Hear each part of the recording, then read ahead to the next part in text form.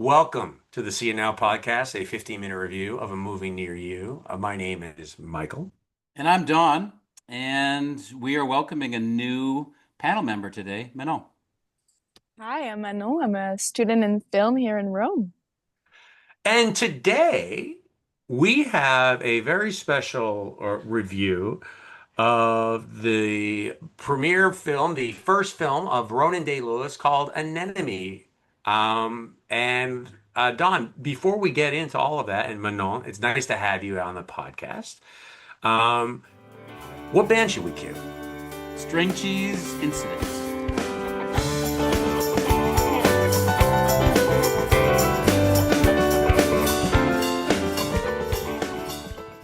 The first part of the pod, Don will give a synopsis. Then we'll talk about what we liked, what we disliked. We'll grade the film, and then we're going to do a top three as related to the film we are discussing. And then we'll review our lunch and discuss the film that we are going to review next time. On that note, Don, what is Anemone about? It is about a former soldier involved in the Troubles, as they call them in Ireland, and the horrible things that he had to endure and the things that he did, and living isolated in the woods. And then he's being brought out to deal with his personal life, specifically to reconnect with his son. Manon, what were some of the things that you appreciated in this film?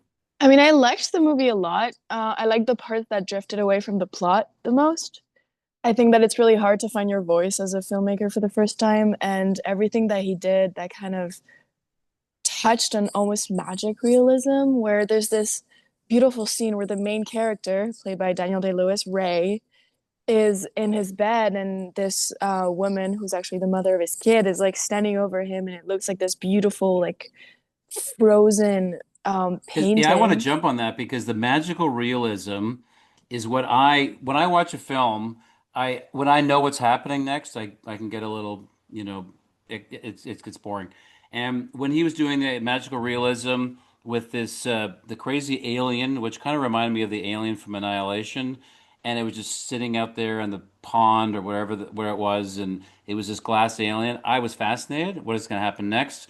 And then there's this giant fish that must be like 20 feet long that drifts down in the water, and there's no answers. And also he did this hailstorm that connected all the people that reminded me a lot of the frog storm that was in Magnolia. And those moments were just like, hey, what's going on here? And a lot of questions being asked and no answers being offered. And I agree, those moments were very interesting. I think there was like something, this is like maybe corny, but courageous. Like to trust your audience on that level to me was like really gutsy.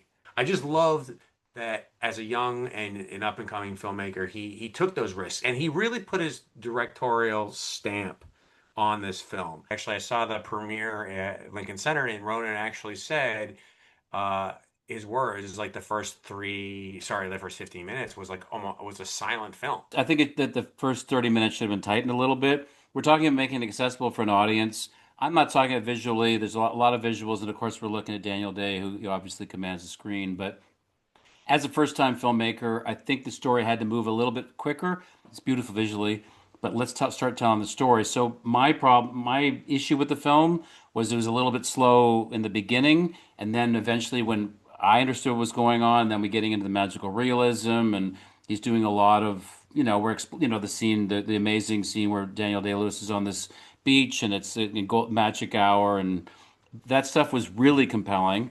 I thought the beginning could have been tightened. I kind of liked the lack of dialogue.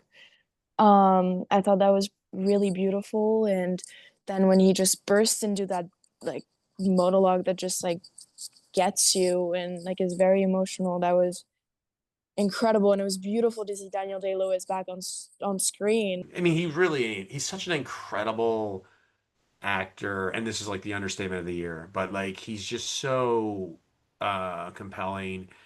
His voice, his the way they lit him, the way Ronan didn't cut away from him. I thought it was like he really kind of understood. I mean, obviously it's his father, but I think he really understood the magnitude of the performances that were being given, and he let them run with it. I listen. This is a 25-year-old guy that is 27. 27-year-old guy. Well, I don't know how old he is when he started making the film, but whatever. He's mid-20s. And here's this guy who's got, a historically, remarkable actor father. And, they decide, hey, we're going to make a film together. He does IB Film in the city, and he's an up-and-coming guy, and he goes to do film. What a weight that is. I mean, it's incredibly, everyone's saying nepotism on this film and obviously he's making it because, well, he brought his dad out of retirement, so that's really positive. And that's a real, obviously he's getting the budget and he's getting people interested to make it because that's the situation. But it's also a weight. And how do you make a film with such a person? And, and he does the slow zoom ins, the tight close ups, and I think they're appropriate. I think they were really well done.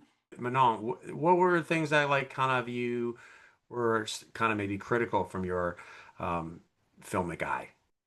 I almost, when he saw that like ghost like figure in the pond and he called him his son, I almost wanted the film to kind of end there.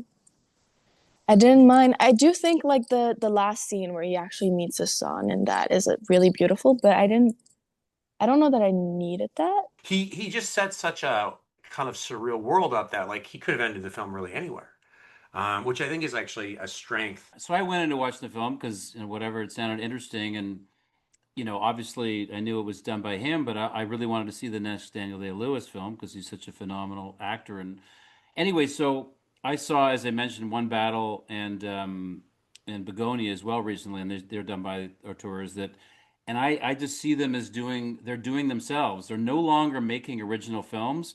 They're doing what they know and they're repeating it. And so my only, same as Wes Anderson, and who am I to criticize? They're great filmmakers, but I think they've lost their I don't know, their unique voice because they're just kind of going through it seems to be going through the same motions. The thing that I noticed that he was doing, and I'm not so sure about it, Ronan, is this thing about it's getting really loud, really loud, really loud, and then it's cut to silence. And he did that, I don't know, 4 or 5 times. And I know it's a thing he's doing. I guess it's to, we're as an audience, we're getting incredibly whatever. It's an intense scene, and suddenly it goes quiet, which I think is obviously an effective technique. But I thought he was kind of doing it in a repetitious way at some point because he, like, I think there's like 5 times. And that's the thing is like, is that he's going to keep doing that? Is that going to be like the Ronan signature? You know what else? Who else does that? No. Grateful Dead. Tension release, man. The guy's like True. True. borrowing from the legends of the See It Now. But Fair I enough. agree with you. I agree with that take, Don. I think one thing I also, which last thing I want to say, sorry about the film. I mean, there's a lot of stuff. 15 minutes is tough. Um, the setting, the story, the sort of construct of the film is that of an indie film, like a first time film. Like I could have seen Ronan, take Daniel Day-Lewis out of the picture, take Sean Bean out of the picture. That's a film that a first time filmmaker would write. Three actors in a woods, or four actors kind of thing. And it's like it's sort of interesting to think of it like that is his first indie film. Okay, so now we got to grade this Anemone by Ronan Day-Lewis. And so, in order for us to understand how we grade, we're going to do a 1 out of 10. So, we're going to say what our 1 is and what our 10 is. My 1 is Beavis and Butthead Did America. I saw that in the 90s. It was one of the most awful movies I've ever seen. And my 10, one of my top movies I've ever seen would be Raging Bull, the Scorsese epic. Don, what's your 1 and what's your 10, buddy? Well, okay. One of my worst films I've seen lately, Barbie. I was totally disappointed by it. I thought it'd be really funny and smart, was not. So a lot of people are going to jump off the ship with me on that one. No, they're going to stay on the ship, and I'm going to sink. And I'm going to go with Gary Wrath of God. I can't change that. Aguirre is a phenomenal film. Manon, what do you got? One, so worst Yes. would probably something like Iron Man or like an Avengers movie I just cannot. And my 10 would probably be In the Mood for Love or Cleo 5 to 7. Yeah. Oh, Totally. Cleo, yes. Totally. Don, what do you got for the grade, buddy? Okay, this film, we're at a 10 here, right? I Yep. mean, listen, there's a lot of baggage here. It's very difficult. I'm gonna give the film an 8. Very solid. There's so many good things about it. It's a film I'd watch again. I put a 7.5 actually, so pretty close. A 7.5. That is a very, very hefty score Okay, too. teacher, what do you got? What's the grade? Ronan Day-Lewis. I'm gonna give this guy. Ronan gets a 9.5 for me. Oh, slammer, Oh, It's the slammer. highest score I've ever given. I was completely mesmerized the entire time. I'm so proud of this guy. I'm so proud of this movie. He's just he's a creative genius, I'm so excited for his next film. So top three first films. Don, give me the first one. My first one is Steven Soderbergh's Sex, Lies, and Videotape. Oh, That guy came out of nowhere, made a phenomenal film. He kind of drifted into mainstream and kind of some interesting things, but boy, did he nail it with his first film. well, I put Virgin Suicides, Sofia Coppola. I put for mine, I would say Eighth Grade by Bo Burnham. I think it's a movie that just didn't get a lot of views, probably. I mean, he is a genius filmmaker, too. I got David Eggers' The Witch. But no, what do you got?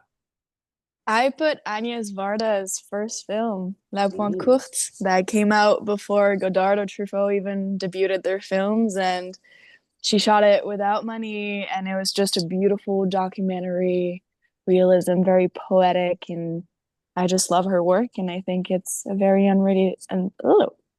underrated film of hers. I love what you're saying, Mano. Incredible.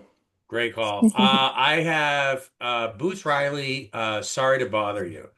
I thought that was, I think one of the reasons why I put that one in there is because it did take risks. My last one is a great film as a film teacher. It's Coen Brothers' Blood Simple. Ah, good Such a one. great film and such a small budget. I've already said I'm a big fan of Wong Kar-wai, and I do think that As Tears Go By is actually one of his best films, and that was his first film, and yeah, that's my one. My one, I can say my final thing is Jordan Peele's Get Out. Totally Yes. incredible movie. Like, way to go. Like, it's probably his, I hate to say it's probably going to be his best. Okay, now we have to discuss the lunch or dinner we ate when we saw an enemy. Well, it's so I live up in Westchester, New York, which is not an exciting place, whatever. I live here. So there's not many choices. So I went to the pizza place and I had a couple of slices of pepperoni and cheese and I just sat there. Oh my God. So I went to the premiere, lucky me, at Lincoln Center, and I had a chance to go to the after party. And so I Ooh, you had ate. truffles and Uh, oysters afterwards with the Lewises? Actually, I had some sliders. I had these two little sliders, and then there was like a couple of things. There was a cracker with like a little piece of beef on it, and I didn't drink. I wanted to kind of stay on my game for the after party in just case I meet um anyone. I did not get high either. Oh, that's not Um, like you. but no, please tell us something great about A what lot of you hype ate. here, a lot of hype. Oh my God. I mean, I'm on a student budget, so I went I went to this amazing sandwich shop before the film. It's amazing. It's called Donkey Punch, and Donkey it Oh, had Punch? yeah, I know. Don't read too much into This the name. yeah. is a bar. It's a bar with like food. No, it's like a sandwich shop. Wow. It's amazing. And all their sandwiches are named after bands or singers. And that one is the Bob Marley that I get every time. Hey, Manel, can you reach out to them and see if they might consider sponsoring us? Is that a possibility? Alas. An Enemy, unfortunately, is not screening in theaters anymore, but we can always check it out on, I believe Screening it's in like, Rome. it's screening in Rome. What Okay, am I a saying? theater There near we go. You you There guys we want go. to take a Roma. flight? What is the next film we are going to podcast about? We are going to go more artistic, although the last couple of films were very artistic, but we're digging deeper. We're dig deeper into filmmaking that is actually a little bit beyond what we're doing in the Western world right now. This guy does meta beyond the meta that we're doing here. He does films about filmmaking, about filmmaking, about filmmaking. His name is Jafar Panahi, and he's Iranian, and this is his 15th film or something. He's deep into his auteurship, and the film is called It Was Just an Accident. It's getting an awful lot of hype because everyone knows now what an incredible filmmaker he is. We will be doing It Was Just an Accident. It is actually screening at BAM. Check it out there. I'm guessing it's screening at other art house theaters in the city, but BAM is the one that I know it's screening at. Manon, what band shall we cue? The Grateful Dead, of course. Yes! The Grateful Dead.